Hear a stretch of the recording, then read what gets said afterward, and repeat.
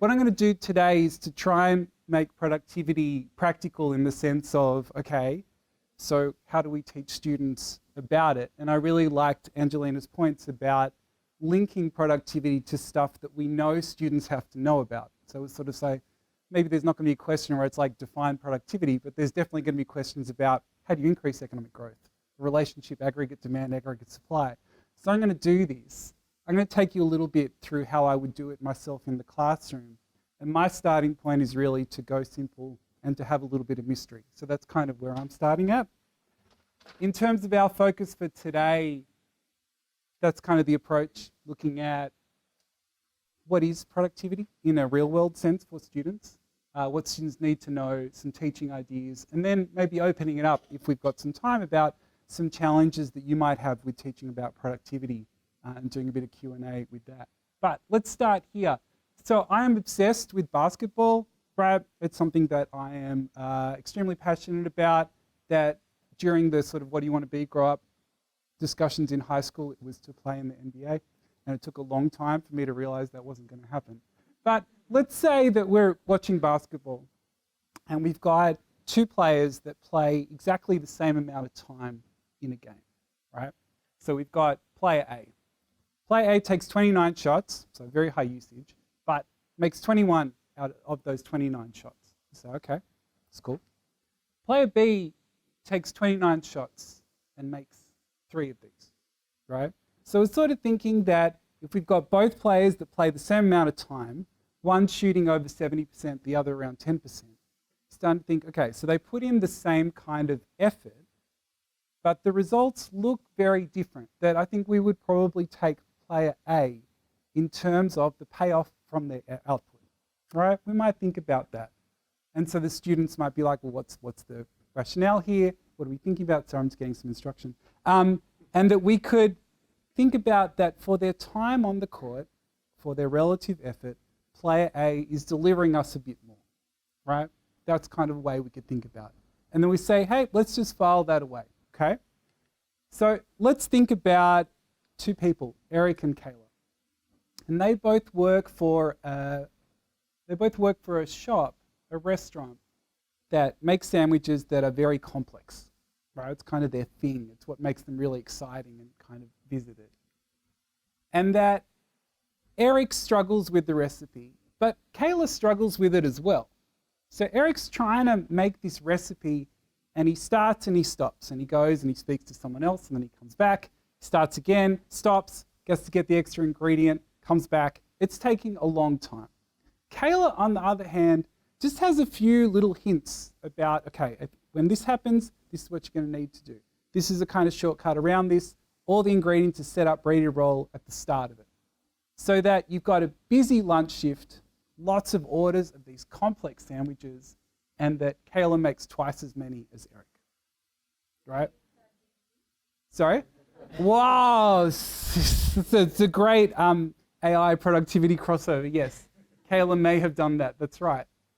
And whether or not, like, look at the outcome, right? So what are we doing here? And that what we're saying here is that we're trying to take very simple examples in terms of things that can connect with students to then think about how people who are productive then create a productive economy. So what I'm thinking about here is that, firstly, productivity is a word that I think everyone thinks that they know what it means. But if someone said to you, can you please define productivity in plain English terms, it can be a bit tricky. Imagine what it's like for students then, and then imagine further, if they don't have that foundational definition, to then go further in terms of what does it mean to actually increase productivity growth or drive productivity growth. So what we're thinking about here is, it's not just about putting in the work, right? Player A and player B both had the same amount of time on court. Eric and Kayla both doing the same lunch shift. It's not just about the work, it's about the output. And then if we're thinking about it for an overall economy, what does it mean for an economy to be productive? We're thinking about all of those inputs are being put to work and they are producing more. So we're trying to really be specific in the sense of, if we do this, this is the thing that will happen. we are putting in the putting in the effort, and we're seeing a greater output for that effort. So what I'm trying to do through this process, and what I think can be really useful for students, is then to be able to get them in plain English terms to say, well, what is productivity? So we've gone through these examples, we've thought about it in a broader sense. What does it actually mean to define this term? And so it's kind of, in a layering sense, starting with that basis there. So we've got getting clear on that growth in productivity.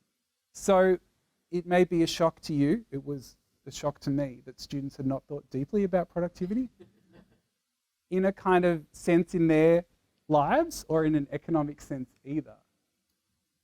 And that what we can do is we can start to break it down a bit further, right? So we say, yes, we've got this thing called productivity, but we can also start to think about the different elements of productivity. So we can say, well, if labor as an input is more productive, then for all the hours they work, you'll produce more output. But just like Angelina's point, it's that labor productivity is not just about labor. It's about all the stuff around them as well, like the equipment, the machinery, the processes, the skills, all of those kind of things also affect labor productivity. ChatGPT as well, over there, that comment there. So we're not just thinking about, I think textbooks can often talk about like, sort of underutilized workers, or what we might in class say lazy workers, kind of sitting around not doing enough, and that we just get them to do more. But also with labor productivity, it's all the other things around that start to get them being able to produce more for the hours they are there at work. And then, again, I sort of repeat things a lot with students in terms of the process, because it doesn't always sink in first go, which could absolutely be a reflection of my teaching. But what I'm trying to do is sort of say, again, if the economy is more productive, if a question is asking you about increasing productivity, we can bring it back to the fact that it is producing more output for the available inputs. That is the essential thing that we are coming at. If we think back now, referring back to the examples, we think back to Eric and Kayla, that we think back, is Eric productive or just busy? They're at work for the same amount of time, produces less, he looks really busy, right? We can think of that. If we saw that, we observed it running back and forth, expending a lot of energy. Angelina's point about perspiration and inspiration kind of thing as well. That what are we actually seeing if someone is productive? And then what are we seeing if an economy is productive? So this can be a sequence to take students through in sort of setting up this idea of productivity in the context of something like growth, aggregate supply, aggregate demand, micro-reform, those things, because you are obviously asked to talk about these things. But I don't know if you know this, but syllabi differ very widely across the country, right? It's quite incredible, particularly in the junior years. But wherever you teach, there will be some sense of these kind of terms, right? Whether explicitly or implicitly in terms of the curricula. So in terms of actually having to define productivity, some syllabi require that. It's a year 11 thing. The productivity of labour comes up a lot. You can't escape aggregate supply or micro-reform, as much as some students would love that. And also labour market policies coming up in sort of the overall government policies. So what I'm sort of saying is that even though productivity seems like a bit of a discrete or kind of like niche esoteric element that's complicated, it sort of fits into all these things. So we can find a way to introduce this to students and then come back to it each time this comes around. Let me give you 3 separate activities that you could roll out and try with students in terms of this kind of stuff. So the first one, that kind of basketball restaurant example, is definitely something you can start with. Here are some other things that could help, right? So Angelina talked a lot about the productivity figures, and there's been a lot of discussion about productivity in the media and in terms of Australia's productivity growth. And we can then think about with students and saying, okay, if we like productivity, if we want productivity to grow, how could we actually do it in terms of our economy? So what we could think about is that starting again with what it means for productivity growth to be higher. So again, this simple idea of saying, okay, we want more output for those available inputs. Again and again, we're reinforcing that process. And then we can think about, okay, so businesses got labor and capital as inputs that they can sort of control and use to produce. How could we make labor more productive? And then what about deciding between the split between labor and capital? So trying to make it practical in terms of examples of businesses and the choices that they're making in terms of their resources and productivity. So what I would do is I'd break it down even further. So let's say we've got these two perspectives and we could say, okay, so we've got what are some strategies to increase the productivity of labor? And again, sort of stating what does it mean for labor to be productive? Okay, great, it's the output for those inputs. And then also we can provide a practical example here and we could say, let's say a company is considering investing in cutting edge machinery. How could this affect productivity? So what we're trying to do through this process is then to get students to articulate the steps. So not just to say we hire more labor and output increases, or we get better managers and we produce more. It's kind of like, what is the actual step-by-step process in terms of this? So again, bringing it back. So if we got on that left-hand side, how can we help workers produce more for every hour they're there? And then in terms of the other side, how can machines assist with creating more output per input? How could they help in terms of that process? So here are some examples. These are not like all of the examples you could think of, but if we go on that left-hand side, what role could education and training play? We talk a lot about the skills of workers and upskilling workers. So we could think about, okay, the process of getting workers to be more skilled, to getting extra training. What would then that lead to? How could that change productivity? How could that lead to different output? And then in terms of that capital one, this could be a sort of way of crossing over with labour as well, and sort of saying that if we invest in cutting edge machinery, how could that help the labour resources that we have? And also, how could that capital machinery help in terms of output as well? So what I'm trying to do is to make it really clear in the sense of if students are explaining about productivity, knowing what productivity is, and then describing how it could actually grow. And we're going to look next at what that then does for the economy, right? So this strategy in terms of, or this activity in terms of how could we achieve productivity growth? So in moving on from this particular section, we would think about here, we could start to look at, well, what if we talk about productivity and inflation? So both topical things at the moment, an important link as well. And what we could think about here, and this goes to Angelina's point as well about the importance of productivity in growth as well, is what if we consider an increase in aggregate demand and an increase in aggregate supply? And then looking at kind of the relative changes that take place. So what I would do, I'm not going to subject you to it, but we would get students to draw each graph, fully labelled, right? And to then sort of sit them next to each other. So if we start with aggregate demand, right? So we're going to increase aggregate demand in the economy. We're going to get a situation of higher prices, right? Aggregate demand is outstripping the productive capacity of the economy. Prices are going to go up. Productive capacity of the economy doesn't change. And so then we're going to get inflation on this side, right? So we're thinking about, okay, so we've got that situation, aggregate demand. That's what's going to happen. And we can contrast this here with looking at aggregate supply, right? An increase in aggregate supply. So if the economy is able to increase its productive capacity, if we get that situation where the resources that we have are able to actually produce more, that we're actually going to get higher output and lower prices.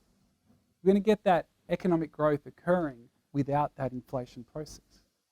So that here we're thinking about, in terms of those things, that if we can get that increase in aggregate supply, if we can get productivity taking place across the economy, look at this situation. We're going to get growth without that impact in terms of prices. So I think this can be important in terms of showing students the sort of the overall step in terms of if we have that firm level productivity, that expands across the economy, aggregate supply is able to shift, look at this great outcome in terms of output and prices. And I would go through it slowly in terms of getting students to draw it, be really clear about what's taking place, fully labeled it, all those kind of things, because I think this can be a really great way of demonstrating the sort of benefits of productivity in an essay or extended short answer style question, of having that graph as a way of explaining it as well. Okay, so I got a further strategy as well in terms of these things here. So something that I was really focused on in the classroom was getting students to add detail and evidence to their responses, because they would feel like they'd done a really excellent job in terms of explaining what they meant and providing lots of supporting evidence. And then I would read the sentence and it would be something like this, right? And you'd be like, okay, to start, you're like, yeah, but I've described productivity growth and the time frame and what's happened and all that kind of stuff. And so what I think with productivity particularly is that we could start to show students where the detail needs to take place and how it can be added. So what I mean by that is, let's think about this. Are you talking about labour productivity? Are you talking about a combination of labour and capital? Now, if they're discussing multi-factor productivity, that's pretty amazing in terms of the year 11, year 12 level, and I'm not expecting that as a kind of default thing. But I'm definitely wanting to see what it is in terms of productivity they're talking about, that it's not some kind of overarching amorphous concept, but they're actually being specific about what type of productivity they're talking about. And with those definitions to demonstrate to the examiner that they know what they're talking about, right? Because I often would have the situation where I'd have a student response like that line there, and I'd say, you haven't defined productivity. And they would say, yeah, but productivity is blah, blah, blah. And I say, but you don't have that opportunity in the exam. You can't clarify something. You need to be clear and upfront and right there in terms of what you're talking about, and you need to be precise because they can't follow up with you. The other thing that I sort of would really frustrate me about, like, what does this idea of low mean? And Angelina presented a really good chart in terms of looking at that overall trend and her point about the need to look at productivity in the long term. So that if we're saying that productivity is low because of where Australia has been, and in terms of using those numbers to show rather than tell in these kind of responses. Make sure you pay attention because the next one, oh, actually, you've got the answers to the next one. I didn't think that one through. Recent really drove me crazy because you sort of like, you don't know when someone's going to be reading it. You don't know when someone's definition of recent is either. And that I think for students, particularly people, young students, that their recent is very recent and our recent is maybe a little bit longer. And so I think that if you're able to talk about low productivity growth over those specific timeframes and the sort of periods of productivity growth, that really elevates the answer in terms of what students are doing. So that you could give students a sentence like this and talk about how to do it. You can model it in terms of a process on the board and going through it. But it's really kind of breaking it down and saying, if you are going to be aiming at those higher marks and that demonstrating your knowledge, that you have to demonstrate your knowledge. So this is going up a little bit further, I think, in terms of complexity, but really goes to that idea that I was trying to get at of saying, if productivity is important and we would like to produce more output at lower prices, like who wouldn't want that as an economy, that why do we need that to happen, right? In the sense here that Australia needs to achieve high levels of productivity to boost aggregate supply and ensure low inflation growth. Okay, like that's a good start, but what's supporting this? Like what are you talking about in terms of this? What's your evidence here? So I would think about here that students being able to say some specific things around how to increase productivity. Angelina had a lot of discussion about the specific things that economies can do. we can think about those things like technology, innovation, education. So not just saying we need to achieve high levels of productivity, but where that could be focused in terms of being able to achieve that, such as through X, Y, and Z. This could be in a theoretical sense, it could be drawing on some of the ideas from the Productivity Commission and others in terms of specific policies and strategies. But I'm thinking here about having students be really clear about if productivity growth is a goal and is something that we would like to achieve, what are the specific ways that we could actually do that? This is a trickier one, but I think really important, and that's why I go through that step by step in terms of the graph, is sort of being able to have students say, how does an increased productivity lead to a rise in aggregate supply? Like, what is that process? It's not like we get more productive, so therefore everything just suddenly magically increases in terms of output. What is it about that process? How is it enabling, for example, those better technology, that better equipment, cutting edge technology is enabling workers to produce more in that same shift that they have, right? Going back to Kayla, that her little bits and strategies, allowing her to produce more than Eric in that particular shift. That what are those things that are enabling that?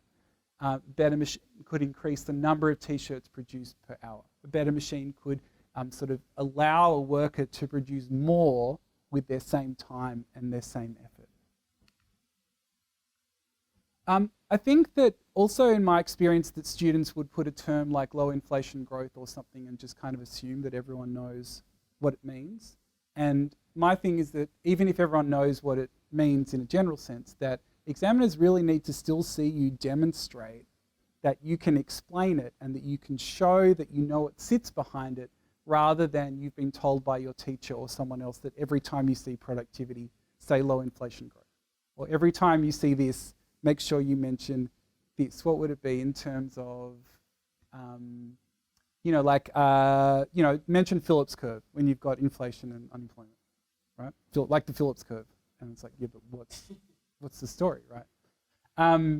So here we're saying that how does it actually create low inflation growth? So greater productivity means we can produce more goods and services at lower prices. And in terms of spelling that out and then showing it by including the graph as well.